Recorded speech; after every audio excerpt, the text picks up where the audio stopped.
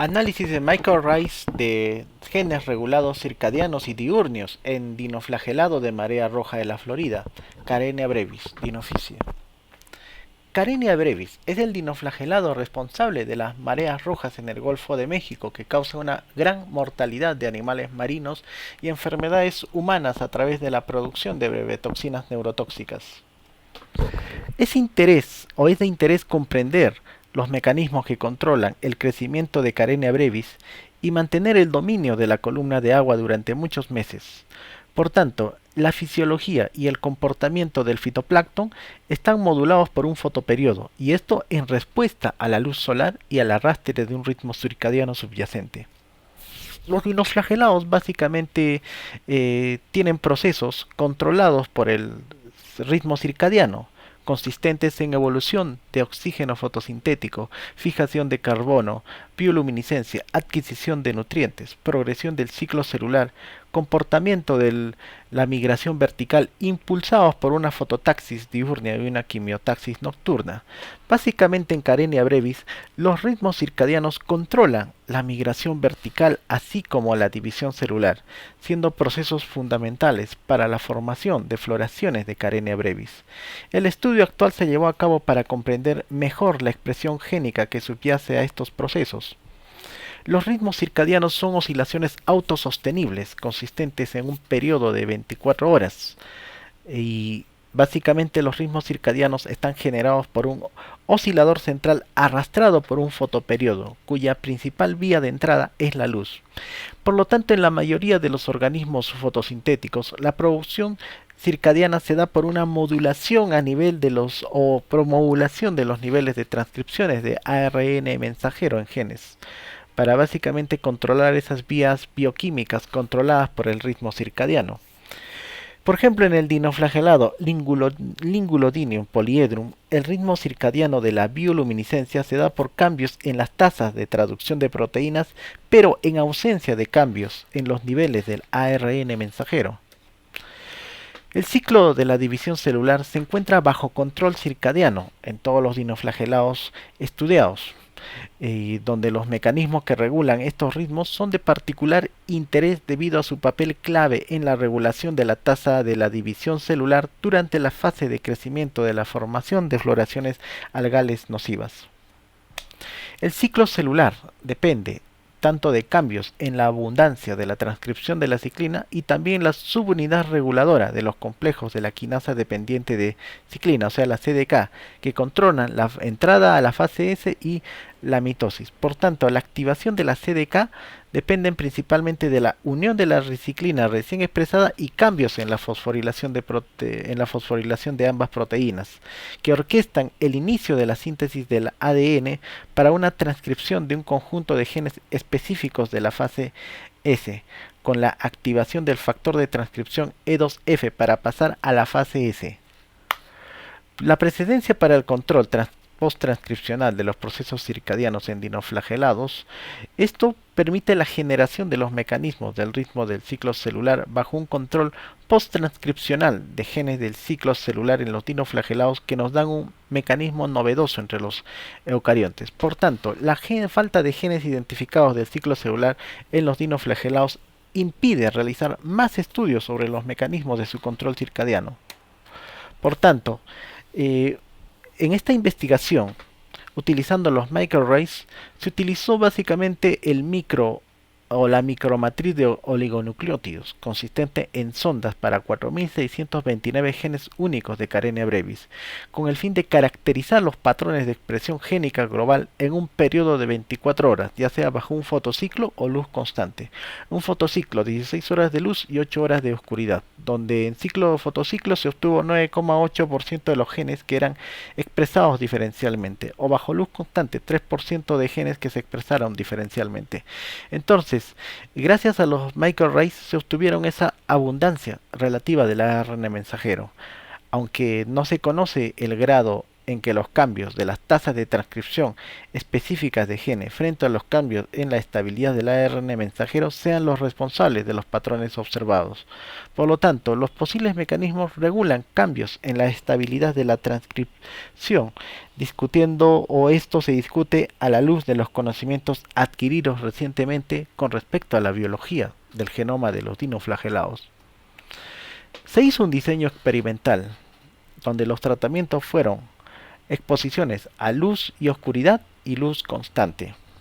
Y esto estuvieron como 3 días aproximadamente. Entonces al tercer día se hace la cosecha de la muestra durante la fase logarítmica del cultivo en Carenia brevis. Entonces los que estuvieron a fotociclo de luz y oscuridad, estuvieron hasta el tercer día. Al tercer día se hace la cosecha, pero sin embargo los que estuvieron a luz constante, solamente antes del primer día estuvieron expuestos a fotociclo de luz y oscuridad y luego estuvieron expuestos a luz constante, y ahí tenemos la noche subjetiva. Y a ambos se les hace principalmente esa cosecha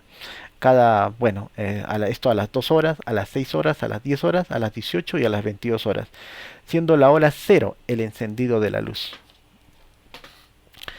Con el microarray básicamente se han evaluado la expresión de genes de la regulación positiva, tanto, genes de la regulación de expresión diferencial, mejor dicho, ¿no? O genes de la expresión diferencial, tanto bajo luz constante y también luz y oscuridad. Haciendo una evaluación en luz y oscuridad, aquí tenemos el mapa del calor, donde se han detectado como 458 transcripciones de genes, equivalente al 9,8%, de los cuales 355 genes, o sea, el 77% fueron con regulación positiva durante el día, que estarían en color rojo, y 103 genes restantes, que están en color verde, que es el 22%, fueron de regulación negativa. O sea, tenemos mayor cantidad de genes de la regulación positiva.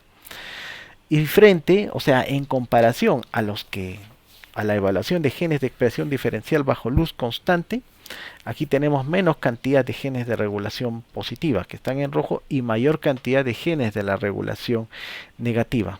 Entonces aquí se muestran como 153 genes, equivalente a 3,3% que muestra una expresión diferencial a nivel de la transcripción, pero en relación al CT2.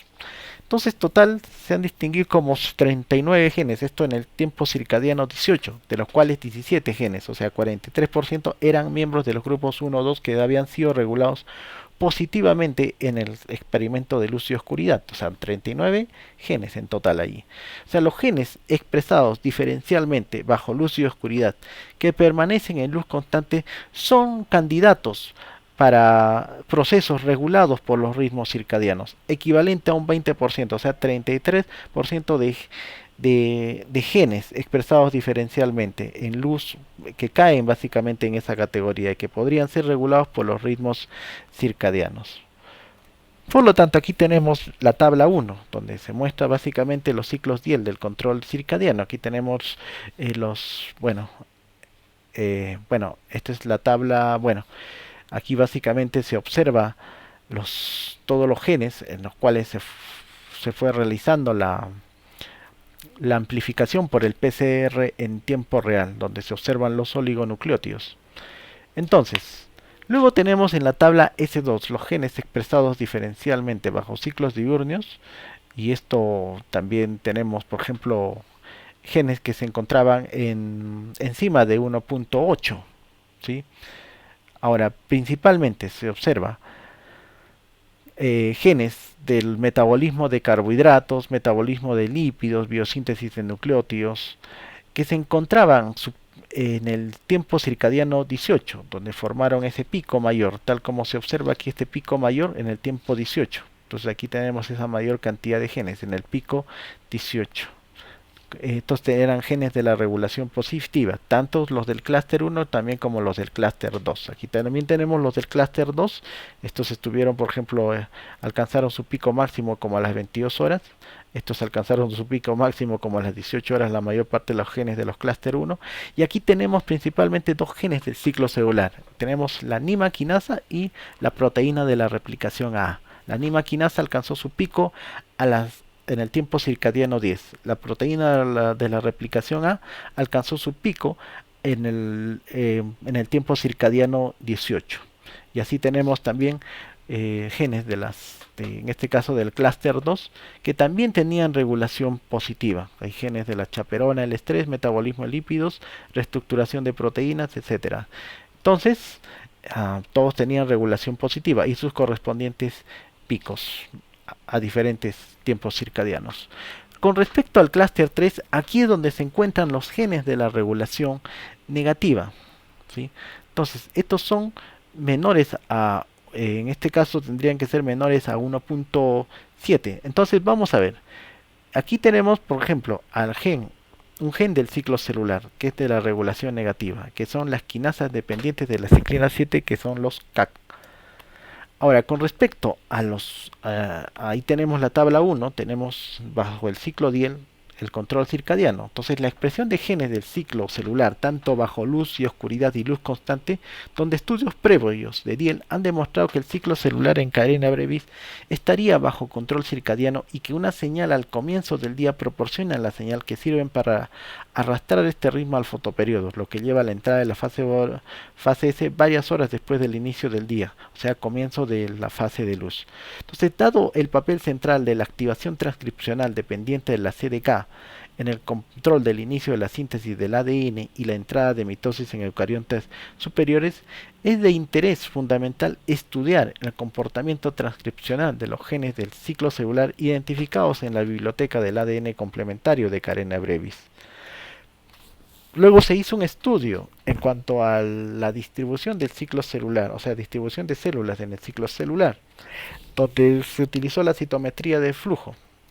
Y esto bajo luz y oscuridad, y abajo tenemos en la parte inferior bajo luz constante, y bajo la parte superior bajo luz y oscuridad, donde principalmente aquí bajo luz y oscuridad alcanza el máximo pico en la fase, o sea, las células de la fase S alcanzan su máximo pico precisamente en el tiempo circadiano 14 y luego estas van disminuyendo.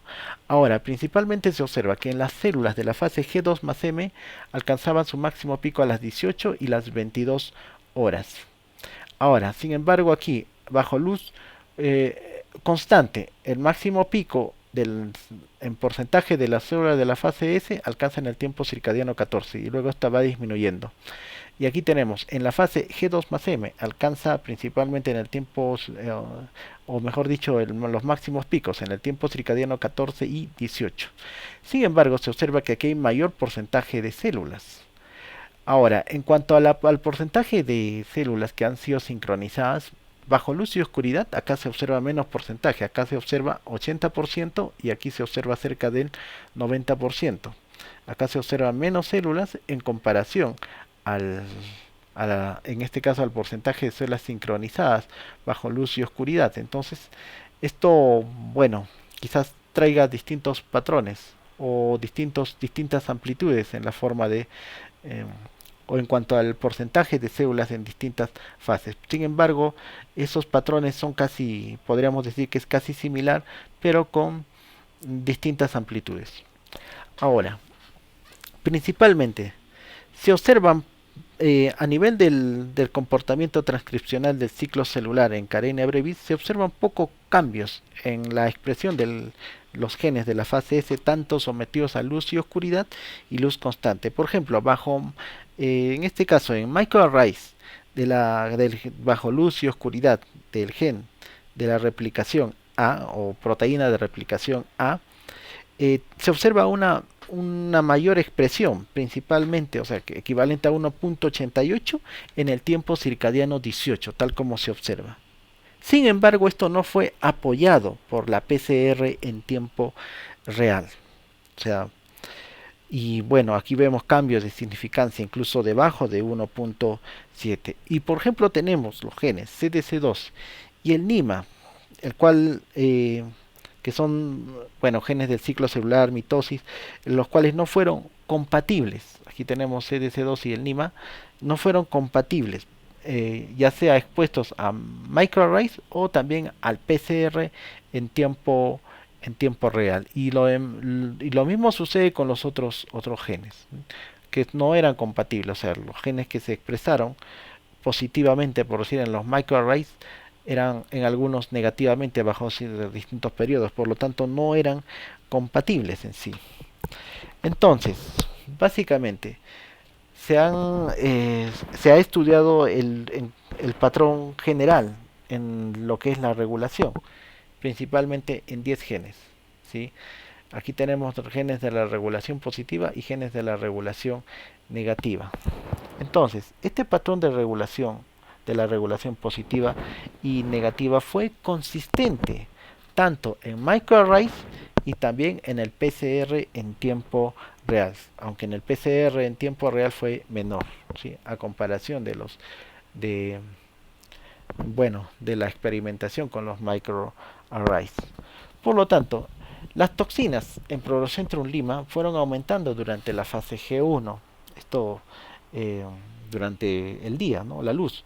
Y para Carenia brevis, por ejemplo, en cuanto a ondas, por ejemplo, se han usado como 6 genes únicas de la PKS, o sea, relacionadas a las toxinas, y ninguno mostró nivel de expresión en el ciclo Diel. O sea, había una falta, quizás puede ser por una falta de sincronización completa, observándose pocos cambios, tanto en la fase S como también en la fase M. Entonces, Carenia brevis tiene un mecanismo post-transcripcional para genes del ciclo celular.